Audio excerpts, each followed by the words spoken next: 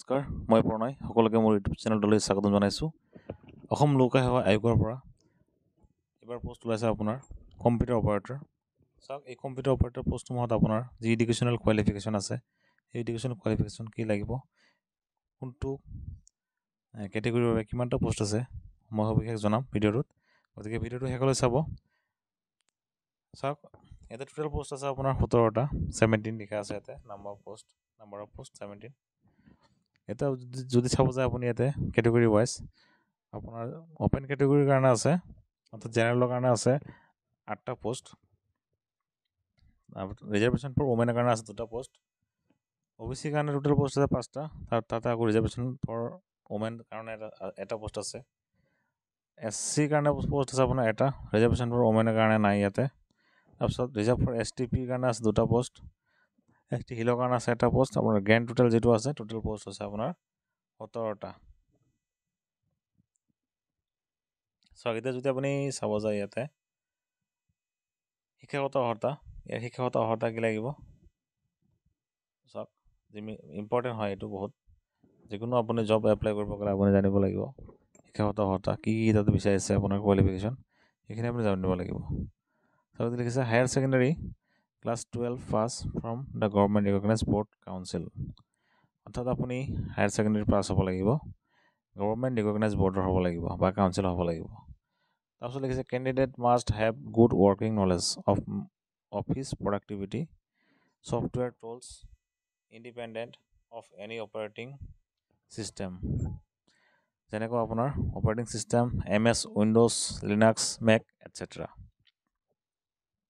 Shah word processor, spreadsheet, presentation, graphics, content of database, internet and email. এইখিনি বস্তু আপোনাৰ জনা হ'ব লাগিব, আপুনি কম্পিউটাৰৰ এইখিনি নলেজ থাকিব লাগিব। তাৰপিছত লিখিছে candidate must process minimum 6 months completed diploma certificate in computer application. চৰকাৰে লিখিছে candidate must process minimum 6 months completed diploma certificate, অৰ্থাৎ আপোনাৰ কম্পিউটাৰ চাৰ্টিফিকেট থাকিব লাগিব, যিটো আপুনি DCA হওক আন যি চাৰ্টিফিকেটে হওক হ'ব, কিন্তু মিনিমাম 6 মাহৰ চাৰ্টিফিকেট থাকিব লাগিব আপোনাৰ, 6 months হ'ব লাগিব পষ্ট ডিউৰেশ্যন। তাৰপিছত লিখিছে এইটো আপোনাৰ from a government of Assam recognise institution হ'ব লাগিব, no' breaks in qualification admissible and must have computing knowledge in Assamese and English language. আপোনাৰ অসমীয়া আৰু ইংৰাজী ভাষাৰ জ্ঞান থাকিব লাগিব, অৰ্থাৎ আপুনি অসমীয়া DTP টাইপিং, ইংৰাজী টাইপিং কৰিব পাৰিব লাগিব। এতিয়া লিখিছে আপাৰ এজৰ কাৰণে কিছু ৰিলেক্সেশ্যন আছে। আজি নৰ্মেল এজ আছে আপোনাৰ এইটো 18 বছৰৰ পৰা 40 বছৰলৈকে হ'ব। যদি আপুনি SC ST OBC হয় তেতিয়াহ'লে আপোনাৰ 5 বছৰ 3 বছৰ সকিয়াকৈ ৰিলেক্সেশ্যন পাব। যদি PWD কেণ্ডিডেট হয় তেনেহ'লে আপুনি এক্সট্ৰাকৈ 10 বছৰৰ ৰিলেক্সেশ্যন পাব। আগতে লিখিছে the age limit of the candidate will be calculated on the basis of the class 10-12 examination admit card pass certificate marksheet issue by recognise central State Board Council where age, date of birth, DOB is clearly reflected. No other documents shall be accepted in lieu of the above mentioned documents or age proof. যদি আপোনাৰ এইকেইটা বস্তুৰ মানে এইকেইটা ডকুমেণ্টছৰ বাহিৰে অন্য কিছু documents আপুনি দিয়ে, কিবা ডকুমেণ্টছ দিয়ে এজ প্ৰুফৰ কাৰণে, তেনেহ'লে নহ'ব। আপোনাৰ এজ প্ৰুফৰ কাৰণে আপোনাৰ মেট্ৰিকৰ বা হায়াৰ ছেকেণ্ডেৰী এডমিট নতুবা মাৰ্কশ্বিট চাৰ্টিফিকেট এইবোৰে প্ৰয়োজ্য হ'ব। আগতে লিখিছে যি আপোনাৰ অনলাইন প্ৰচেছ আছে এপ্লিকেশ্যনে কেতিয়াৰ পৰা আৰম্ভ হ'ব। এই যি অনলাইন প্ৰচেছ আছে ইতিমধ্যে আৰম্ভ হৈছে, আপোনাৰ 14 মাৰ্চৰ পৰা আৰম্ভ হৈছে ইয়াৰ অনলাইন। আৰু যি closing date for online application আছে, যিটো আপোনাৰ অন্তিম তাৰিখ লাষ্ট ডেট আছে ইয়াৰ 13 April 2024। Last date of fees payment আৰু যিটো ফিজ এটা পে'মেণ্ট কৰিব লাগে ইয়াৰ কাৰণে, সেইটো আপোনাৰ 18 তাৰিখলৈকে আছে। 18 তাৰিখৰ আপুনি ফিজ পে' কৰিলে হৈ যাব। চাওক এতিয়া ফিজ পে'মেণ্টটো কিমান। যদি জেনেৰেল চাওক, এতিয়া জেনেৰেল OBC ST সকলোৰে কাৰণে একে ফিজ 47.20 GST লৈ কিনে, গতিকে আপোনাৰ 47 টকা 20 পইচা পে' কৰিব লাগিব। Application without the prescribed fee would not be consider and similarly rejected. আপোনাৰ ফিজ দিব লাগিব। যদি আপুনি ফিজ পে' নকৰে তেতিয়াহ'লে আপোনাৰ এপ্লিকেশ্যন ৰিজেক্ট হ'ব বুলি সিহঁতে জনাইছে।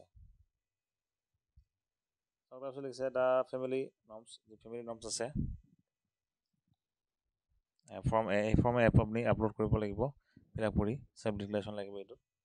তাৰপিছত লিখিছে আপোনাৰ government employee of state government যদি আপুনি এমপ্লয়ী হয় তেনেহ'লে ন' অবজেকশ্যন NOC আপোনাৰ আপলোড দিব লাগিব। তাৰপিছত আপোনাৰ ইয়াতে লিখিছে আপোনাৰ যি প্ৰচেছ আছে চিলেকশ্যন প্ৰচেছ কেনেকুৱা হ'ব। টোটেল আপোনাৰ ইয়াতে 100 মাৰ্কছৰ এটা প্ৰথমে কৈছে আপোনাৰ OMR বেছ এটা এক্সাম হ'ব। তাৰপিছত কম্পিউটাৰ প্ৰেক্টিকেল টেষ্ট হ'ব আপোনাৰ ইনক্লুডিং স্পীড টেষ্ট, যি আপোনাৰ টাইপিং টেষ্ট আছে সেই টেষ্টৰ ওপৰত 100 মাৰ্ক থাকিব। আৰু যি আপোনাৰ ফেজ 1 যি এক্সাম হ'ব ৰিটেন এক্সামৰ কাৰণে টোটেল আপোনাৰ কুৱেশ্যন থাকিব 100টা। জেনেৰেল ইংলিছ থাকিব 40টা, কম্পিউটাৰ থিয়ৰী থাকিব 40টা আৰু জেনেৰেল এৱাৰনেছ থাকিব 20টা। আপোনাৰ 100 কুৱেশ্যন হ'ব।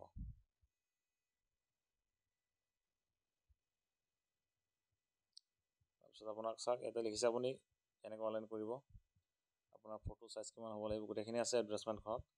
আপোনাৰ এই এডভাৰ্টাইজমেণ্টখন আপোনাক ডেছক্ৰিপশ্যনত দি দিম, আপুনি তাৰ পৰা ডাউনলোড কৰি ল'ব পাৰিব। আৰু আপুনি নিজে ঘৰতে বহি আপুনি নিজৰ কম্পিউটাৰ বা মোবাইলৰ পৰা এই অনলাইনটো কৰিব পাৰিব। ভিডিঅ'টি ইমানেই আছিলে। যদি আপুনি অনলাইন কৰিব নোৱাৰে, কিবা অসুবিধা পায়, কমেণ্ট দিব পাৰে আপুনি, মই আপোনাক সেই ক্ষেত্ৰত সহায় কৰিব পাৰিম। গতিকে যদি ভিডিঅ'টো ভাল লাগিছে এনেকুৱা ধৰণৰ আপডেট পাই থাকিবলৈ চেনেলটো ছাবস্ক্ৰাইব কৰি দিব। ধন্যবাদ।